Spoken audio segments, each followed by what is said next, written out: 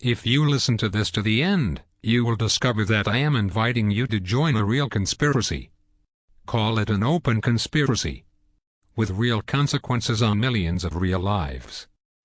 I know that sounds megalomaniacal, but be patient. If we pull this off, a great many will bless us. Although the school industry few will curse us. This is about a project to destroy the standardized testing industry. One in which you, personally, will be an independent unit commander. This adventure is called the Bartleby Project. And keep in mind as you listen, this has nothing to do with test reform. It's about destroying the testing system. We've all taken these tests. After graduation, few of us think back on this ugly phenomenon unless we have little ones of our own being tested, and have to live through the agony of watching them stumble.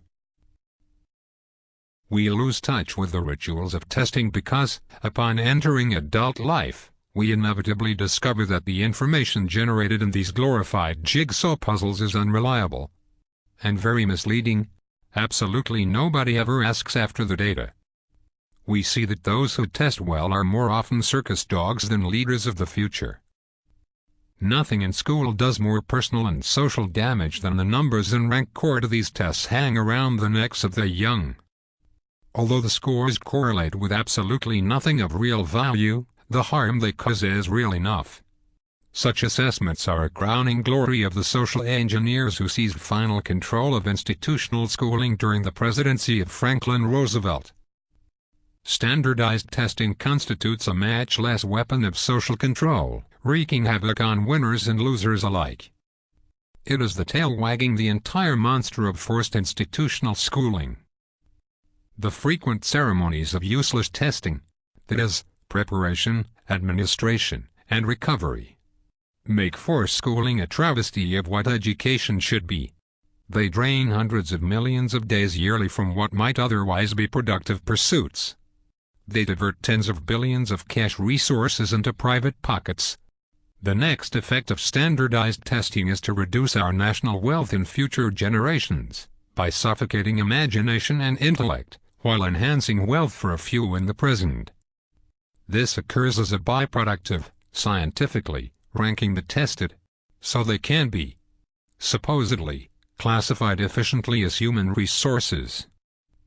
Standardized testing, which has always been about standardization and never about quality standards, must no longer be debated, but brutally and finally destroyed, if schooling is ever again to take up a mission of intellect and character enhancement. And so, as I told you earlier, you will be invited to lead, not to join, but to lead, a plan to cut the testing empire off at the knees, a plan to rip its heart out swiftly and cheaply. No organization will be required to oversee this simple plan. Rather, thousands of organizations will be needed. All local. All uncoordinated. Otherwise, we will be certain to be co-opted, marginalized, corrupted, as all reform organizations become in time. And one as powerful as the Bartleby concept would be quickly subjected to sabotage were it centralized. To make this work requires exactly the kind of courage it took to sledgehammer the first chunks out of the Berlin Wall. A currency in ready abundance among teenagers, the rightful leaders. Quietly, over the past decade, a national epidemic of obesity and diabetes has appeared in children as young as 5. The connections between food, lack of exercise, and these twin plagues have been recognized for a long time. But thousands of schools still serve familiar fast food. This should have already caused you to realize that school is literally a risk to the mental and physical health of the young. Don't all schools still demand physical confinement in chairs as necessary for e-learning? Doesn't that tell you something essential about the managers of schooling? School officials are known, far and wide, for lacking independent judgment and courage in the face of bureaucratic superiors. But something in this particular matter must give them confidence that they won't be held personally liable.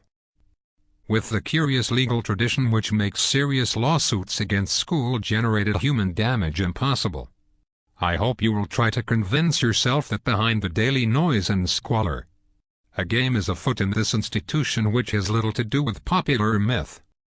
Standardizing minds is a big part of that game.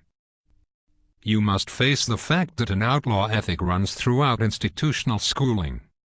It is well hidden inside ugly buildings, masked by dull people, mindless drills, and the boring nature of almost everything associated with schools. But make no mistake, under orders from somewhere, this institution is perfectly capable of lying about life and death matters. So how much more readily about standardized testing? This is what has happened with standardized testing, post-World War II. But human nature being what it is, only a few dare resist. And these are always eventually discovered and punished. Schools in the 40s and 50s were generally places of visible morality, powerfully egalitarian, and often strongly intellectual, under the rough manners of the classroom. Faculties were always local, which meant that each school employee had a local reputation as a neighbor and citizen. They existed as people as well as abstract functions. Curriculum prepared far away, and standardized testing was hardly in evidence even in the 1950s.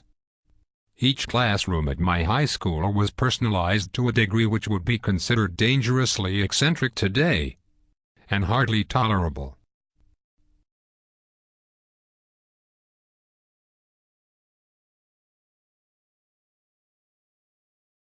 Schools' structure and algorithms constitute an engine like the little mill that ground salt that long ago slipped away from anyone's conscious control.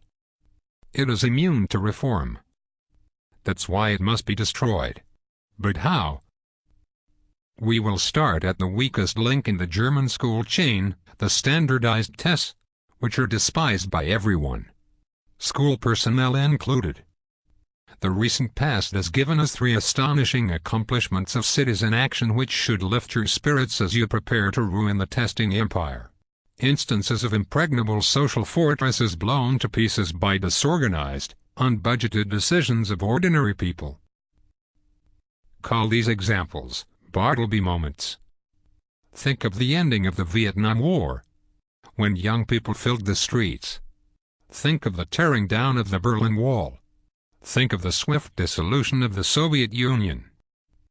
By the end of World War II, schooling had replaced education in the U.S., and shortly afterwards, standardized testing became the steel band holding the entire enterprise together.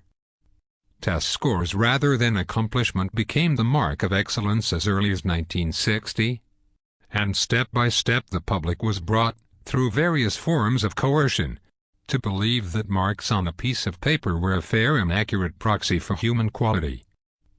Break the grip of official testing on students, parents and teachers, and we will have taken the logical first step in revitalizing education. But nobody should believe this step can be taken politically. Too much money and power is involved to allow the necessary legislative action. The dynamics of our society tend toward the creation of public opinion, not any response to it. There is only one major exception to that rule: taking to the streets. In the past half-century the U.S. has witnessed successful citizen action many times. In the overthrow of the Jim Crow laws and attitudes, in the violent conclusion to military action in Vietnam, in the dismissal of a sitting American president from office. In each of these instances the people led, and the government reluctantly followed. So it will be with standardized testing. The key to its elimination is buried inside a maddening short story published in 1853 by Herman Melville, Bartleby the Scrivener.